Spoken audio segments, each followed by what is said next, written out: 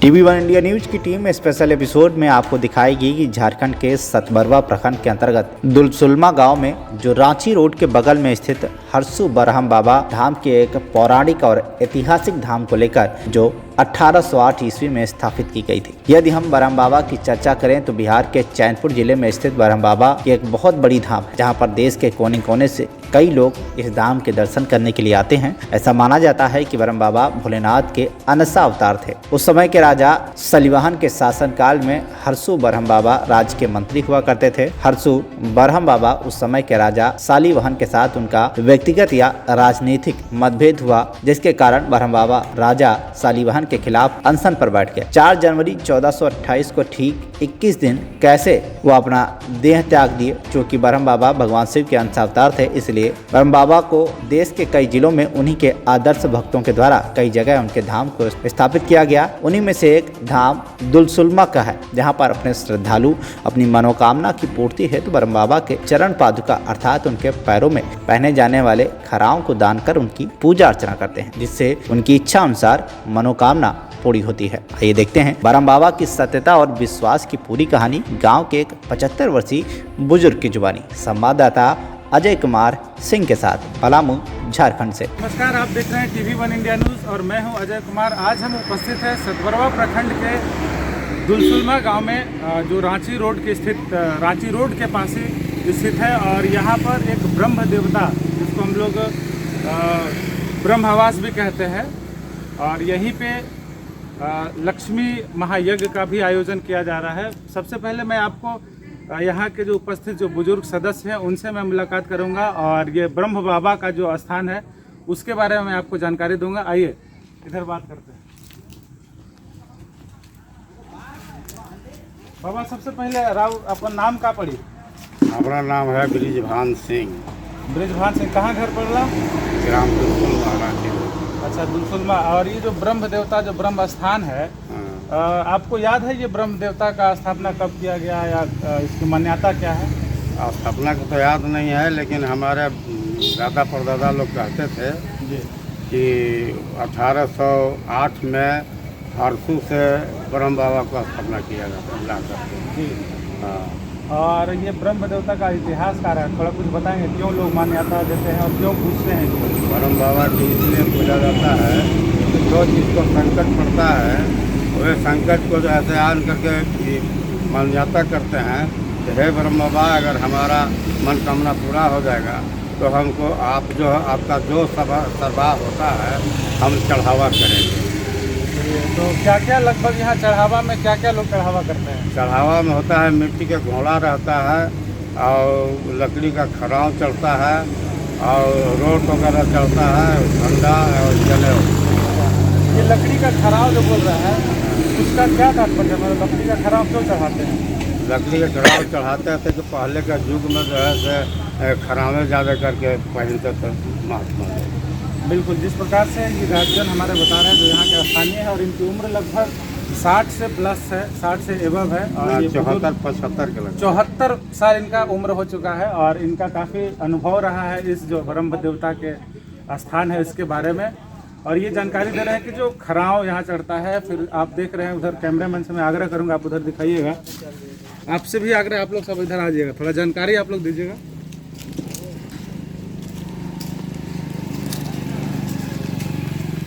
हम लोग प्रवेश भी कर सकते हैं क्या? यस। चलिए।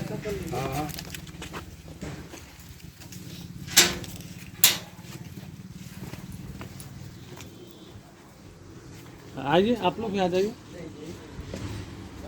ये देखिए, यहाँ पे ये ब्रह्म देवता का स्थान है और यहाँ पे जैसा बुजुर्ग बता रहे थे, नाम क्या बताया आप अपना गार्जियन? ब्रिजभान सिंह। ब्रिजभान सिंह बता रहे थे कि यहाँ पे लोग ब्रह्म देवता के स्थान पे लोग आते हैं, ब्रह्म बाबा को पूछते हैं। और ये जो घोड़ा, मिट्टी का बना हुआ घोड़ा देखते हैं, जो पूर्वज हमारे मिट्टी का घोड़ा जो चढ़ावा करते थे, आज भी ये प्रचलित है। जब ये सोहराई का पर्व होता है उस समय शायद ये घोड़ा चढ़ता है ना, सोहराई के पर्व के आसपास ये घोड़ा चढ़ता है। और यहीं पे खराव भी चढ़ा हुआ है, इधर दिखाइएगा खराव। ये देखिए खराव, ये जो लकड़ी का बना हुआ खराव है। और गार्जियन बता रहे थे जो पुरनिया है कि ये खराव इसलिए चढ़ाते थे कि ब्रह्म बाबा इसको पहन करके आप इसको कहीं भ्रमण करते थे, यही कहानी है ना इसकी। तो खराव भी चढ़ाया जाता था और लोग इस स्थल को एक धार्मिक स्थल के रूप में काफ़ी पूजते भी हैं और ये स्थल काफ़ी फेमस है। इसलिए आज हम चलते आ रहे थे और देखे कि हाँ यज्ञ का आयोजन किया जा रहा है, तो हम सोचे कि एक बार मुलाकात कर ले। और जितने भी यहाँ सदस्य लोग भी हैं, यहाँ के ये अध्यक्ष कौन है मेला समिति के, ये सॉरी माफ़ कीजिएगा, जो ये यज्ञ समिति है उसका अध्यक्ष कौन है? नहीं है। चलिए, और भी सदस्य होते। और आप अपना नाम बताइए आपका? मेरा नाम जयनाथ सिंह। जयनाथ सिंह, कहाँ घर हो? मेरा गांव हुआ दुलसुलमा। अच्छा, तो आप भी सदस्य हैं? जी, मैं भी लक्ष्मी नारायण जग का मैं भी सदस्य हूँ। क्या तैयारी चल रही है यहाँ पर? अभी जगशाला की तैयारी चल रही है, पंडाल का तैयारी चल रही है, इधर झुलवा का भी तैयारी चल रही है। जी बिल्कुल। चलिए, और कोई सदस्य? आप कोषाध्यक्ष महोदय बताएंगे क्या तैयारी चल रही है? पहले अपना नाम बताइए। मेरा नाम प्रमोद कुमार सिंह हुआ और जग समिति के हम कोषाध्यक्ष हुए। जग को संपन्न करने के लिए बहुत सा पंडाल बन रहा है बहुत बड़ा, और इधर जग पंडाल भी बन रहा है, उधर झूला भी लग रहा है। हम लोग जोर शोर से लगे हुए हैं इस जग को पूरा करने के लिए। बिल्कुल, दूर दराज से महात्मा लोग आ रहे हैं। चलिए, ये ब्रह्म देवता का स्थान है, इसीलिए यहाँ पे आप लोगों ने ये जगह चुना। इसका जगह चुनाव मतलब करने में किन किन लोगों का सहयोग रहा आप लोगों का? यही जगह क्यों होना चाहिए? इससे हम लोग का एक नागा बाबू है। नागा बाबा स्थानीय है क्या? जी। क्या नाम है उनका? श्यामदेव दास। रामदेव दास। और हमारे ग्राम के मुखिया जी हुए ब्रह्मदेव सिंह, महेंद्र प्रसाद, प्रेम प्रसाद, और हमारे भोला सर जी हुए। बहुत सा में हम लोग को थाना प्रभारी भी हम लोग को सपोर्ट किए हैं। और ये जग को संपन्न करने के लिए बहुत सा सदस्यगण हम लोग को सुझाव भी दिए हैं। चलिए, बहुत बहुत धन्यवाद। ये जो नागा बाबा का स्थान है उसके बारे में जानकारी देने के लिए आप तमाम जो सदस्य हैं, लक्ष्मी महायज्ञ जो हो रहा है उसके सदस्य को बहुत बहुत हार्दिक बधाई, हार्दिक शुभकामनाएं। चलिए, अब बात करते हैं जो यहाँ पे उपस्थित हैं। कोई बाबा हैं आए हुए कहीं से, उनसे मैं बात करूँगा और यज्ञ के बारे में थोड़ी सी जानकारी लूँगा। हो रहा है इस महालक्ष्मी यज्ञ के लिए, और जगशाले में उपस्थित है जो आए हुए जो संत महात्मा जी हैं, उनसे मैं बात करूँगा और उनसे मैं कुछ जानने का प्रयास करूँगा। अब आप ये बताइए, जो कार्यक्रम हो रहा है लोगों को आप क्या संदेश देना चाहेंगे इस कार्यक्रम के साथ? इस यज्ञ के माध्यम से यह विश्व कल्याणार्थ श्री लक्ष्मी नारायण महायज्ञ का आयोजन किया गया है, और इस यज्ञ से सर्वे भवन्तु सुखिनः, सर्वे सन्तु निरामयाः, सर्वे भद्राणि पश्यन्तु मा कश्चित् दुःखभाग्। ऋषियों ने इस यज्ञ के द्वारा सबका कल्याण हो, सबका विकास हो, सभी लोग दीर्घायु हो, शतम जीवेम शरदः शतगुं शृणुयाम शरदः। यह यज्ञ दीपऊ ब्रह्म बाबा के स्थान पर होने जा रहा है।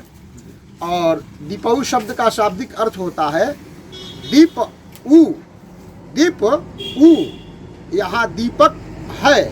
और ऊ में हमारे जो महर्षि पाणिनि जी हैं, उन्होंने व्याकरण में एक सूत्र बताया है कि जैसे मुर्गे 3 बार बोलते हैं सुबह में ऊश्च ऊश्च ऊश्च, उसी प्रकार से यह दीपऊ शब्द का निर्माण होता है।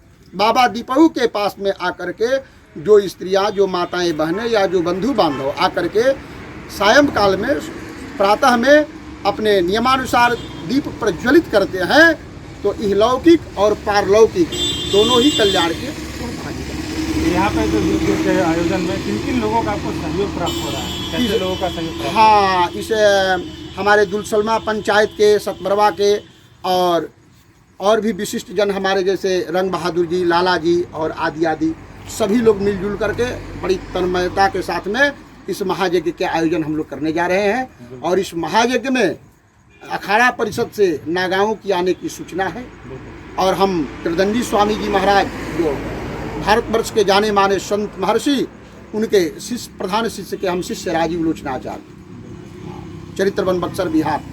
यहाँ यज्ञ में 5 कुंड है, और ये 5 कुंड में वह प्रथम कुंड का नाम चतुरष्ट कुंड है। जैसे कहाँ कुंड है एक बार जरा हाँ, ये दिखाइएगा। देखिए पूरब में ये चतुरस्र कुंड है। यहाँ दिखाइएगा। हाँ, इस कुंड में जी, आहुति प्रदान करने से इधर आ जाइए। एक ये हुआ। हाँ, इसकी महत्ता यह है कि इसमें यदि कोई व्यक्ति जैसे एंटीबायोटिक दवा खा लेने से शरीर का दर्द बुखार सब कुछ शांत हो जाता है, मिट जाता है, उसी प्रकार से इस चतुरस्र कुंड में यदि भक्ति भाव के साथ आप आहुति प्रदान करते हैं तो संसार की जो भी वस्तु आप कामना करते हैं वह तत्क्षण जो है भगवान त्रिभिर मासे त्रिभिर पक्षै त्रिभिर दिनैर आपको वह फल प्राप्त होता है। और देखिए दक्षिण दिशा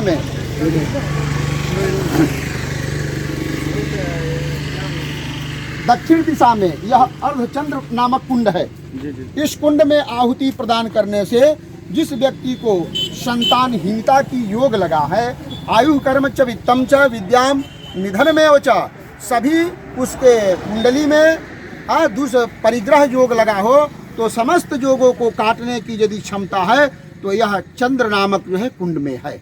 और इसमें आहुति प्रदान करने से भगति सहित मुनि आहुति दिन्हा, यदि आप भक्ति के साथ में देते हैं तो संतान सुख की प्राप्ति होगा सुनिश्चितम। चलिए, और ये चौथा कुंड है नहीं? हाँ, ये पश्चिम दरवाजे पर कुंड है। इस कुंड का नाम वृत्त कुंड है और इसी कुंड को हम सूर्य कुंड भी कहते हैं। इसी कुंड को हम आरोग्य कुंड भी कहते हैं। इसमें आहुति देने वाले यजमान यदि किन्हीं को असाध्य रोग हुआ हो जिसका उपचार यहाँ पर किसी मेडिसिन विभाग में न हो तो इस कुंड में आहुति करने से और यदि वह भक्ति श्रद्धा के साथ में करते हैं तो वह असाध्य रोग भी समाप्त हो जाता है। इस कुंड का नाम सूर्य कुंड है। चलिए आगे चलते हैं।